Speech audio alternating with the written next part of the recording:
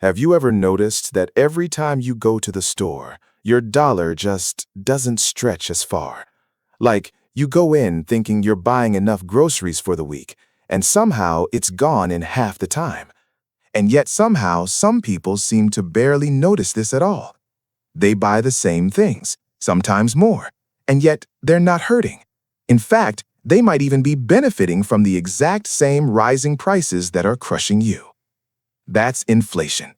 And here's the thing, it's secretly rewarding the wealthy and punishing the rest of us. My name is Robert, and I spend way too much time thinking about money, wealth, and the little hidden mechanics that most people never notice.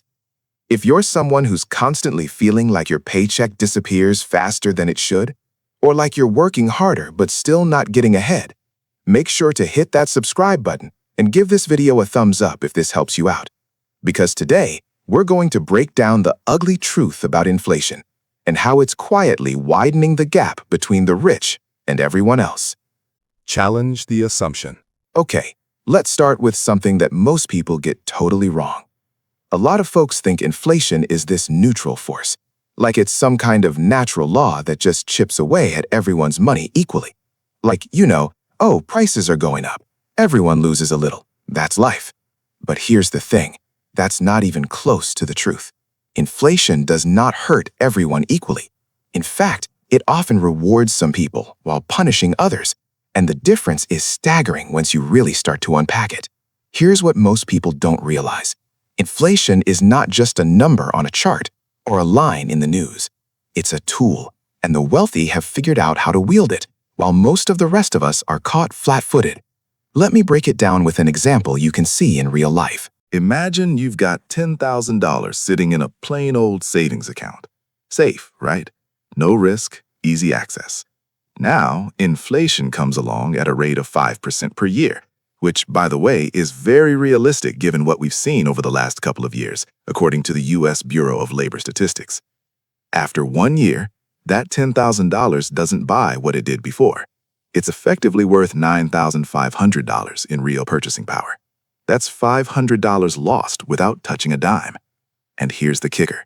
Most people never notice it happening in slow increments, but over several years, that same $10,000 could shrink to just over $7,700. That's a 23% loss just sitting there, doing nothing. Now let's look at someone else with the same starting amount, $10,000, but instead of keeping it in cash, they invest in assets that historically beat inflation, like stocks or real estate. A conservative estimate for long-term stock market growth is about 10% per year. After 1 year, their $10,000 becomes $11,000. Even accounting for the same 5% inflation, they're ahead $500 in real terms. Over 5 years, that $10,000 could more than double in real value. Same economy, same inflation, but completely different outcomes. This is where it gets really interesting. It's not just the math, it's the structure of wealth itself. The wealthy often own assets that naturally rise with inflation. Rental properties, stocks, commodities, businesses, even collectibles. When prices go up, the value of these assets usually goes up too. Meanwhile, if you're holding cash or low-yield savings, you're basically on the losing side of every price increase. And let's talk psychology for a second. Most people see inflation as a problem they can't control. They panic when gas prices go up, groceries cost more, or rent rises. The wealthy? They see it as a signal. They think, okay, prices are going up. That means the things I own are worth more, or I can adjust my investments to take advantage. It's a mindset shift, but it makes all the difference.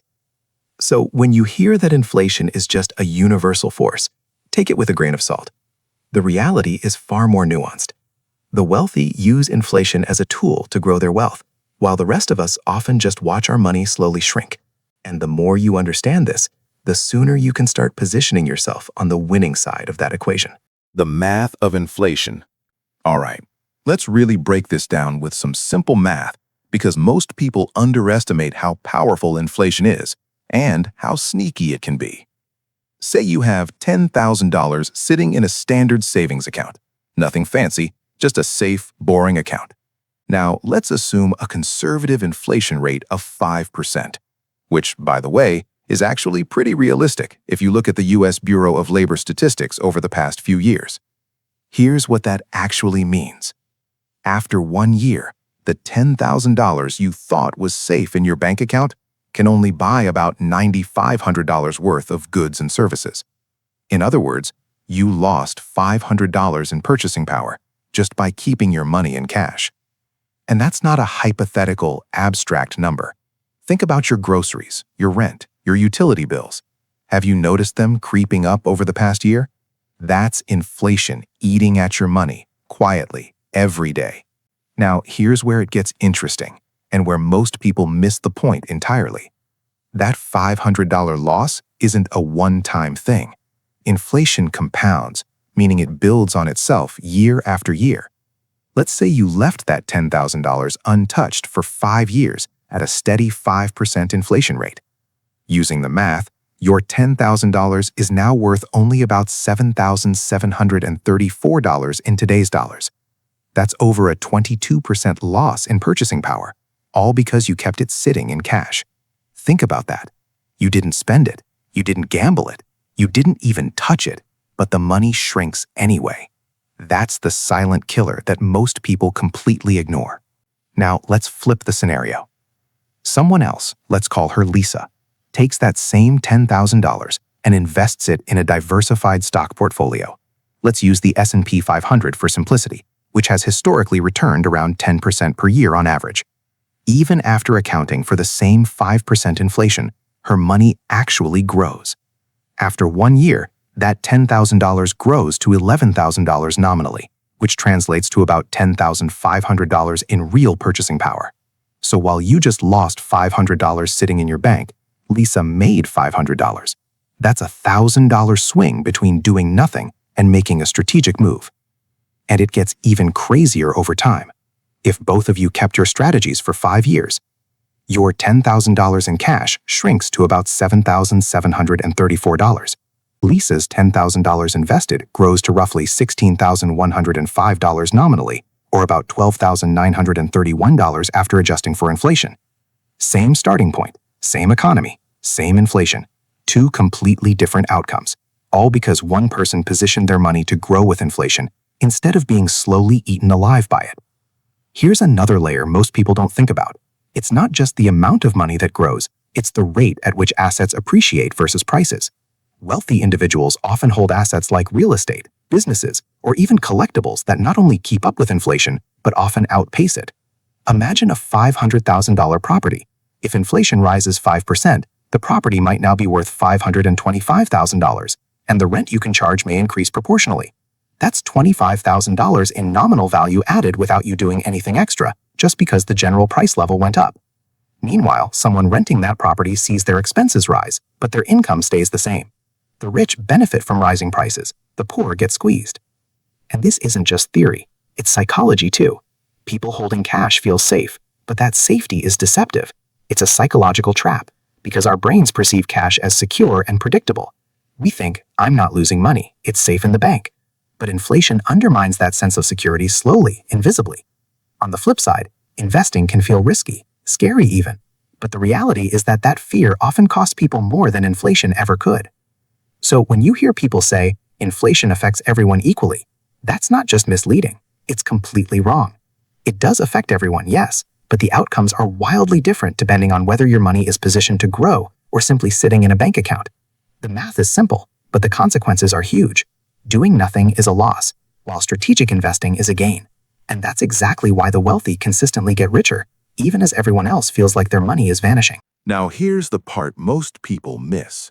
Inflation isn't just about numbers, it's about psychology. How you think about money can either protect you from inflation or quietly destroy your wealth. The wealthy don't panic when prices rise. They see opportunity. When inflation goes up, assets often rise faster. So instead of hiding in cash, they position themselves to benefit. Most people do the opposite. They hoard cash because it feels safe. But inflation slowly eats that cash away. It doesn't feel painful because it's gradual, and that's the trap. Here's a simple example. 2 people have $10,000. One keeps it in cash while inflation is 5%. A year later, their money buys less. The other invests and earns 10%. After inflation, they're still ahead. Same starting point, different mindset. This comes down to loss aversion. We fear losing money more than we value gaining it, so we avoid risk, even when doing nothing guarantees a loss. Think of inflation like a treadmill. Stand still with cash, and you're moving backward. Invest and grow, and you're running faster than the belt. So here's the takeaway. Inflation isn't your enemy, it's a tool. The difference is how you use it. Start small, learn the numbers, and position yourself to ride the tide instead of sinking in it. Don't let your paycheck disappear while the wealthy quietly grow richer. Take action today, even if it's just opening an investment account, reading a book on money, or tracking your spending smarter. Every step counts. If this video gave you a new perspective, hit that like button, subscribe, and drop a comment. I want to hear what step you're going to take this week to beat inflation. Remember, it's not just about making money, it's about keeping it and making it grow. See you in the next video.